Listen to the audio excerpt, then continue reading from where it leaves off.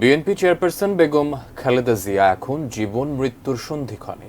একথা জানিয়ে দলটির মহাসচিব মির্জা ফখরুল ইসলাম আলমগীর বলেছেন, প্রতিহিংসা এবং হত্যার উদ্দেশ্যেই তাকে বিদেশে সুচিকিৎসার সুযোগ দেয়া হচ্ছে না।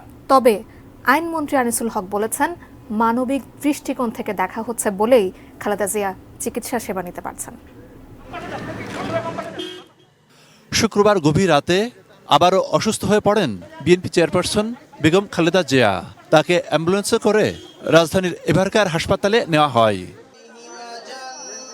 বেগম জিয়ার রোগ মুক্তির জন্য রোববার নয়াপল্টনে বিএনপির কেন্দ্রীয় কার্যালয়ে এই দোয়া অনুষ্ঠান। সেখানে বিএনপি মহাসচিব বলেন, বর্তমান সরকার বারবার ক্ষমতায় থাকার জন্য খালেদা জিয়াকে মৃত্যুর দিকে ঠেলে দিচ্ছে।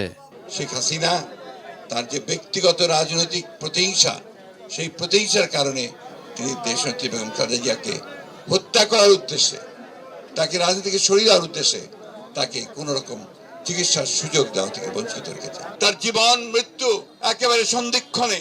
আমি আপনাদেরকে বলছি যে আপনারা সবাই প্রাণ খুলে তার জন্য দোয়া করবেন। শুধু দোয়া নয়, আমাদের পক্ষে যা কিছু করা সম্ভব তার সুচিকিৎসা করার জন্য সেই চেষ্টাই আমাদেরকে করতে হবে।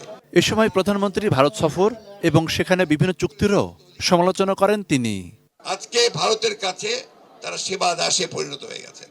শুধু ভারত নয়, সমগ্র আশেপাশের প্রতিবেশী দেশগুলোর কাছেও তারা আজকে পুরোপুরি মাথা নিচু করে নতজানু পররাষ্ট্র নীতি চলছেন। মিয়ানমার থেকে গুলি আসে, তারা জবাব পর্যন্ত দিতে পারে না।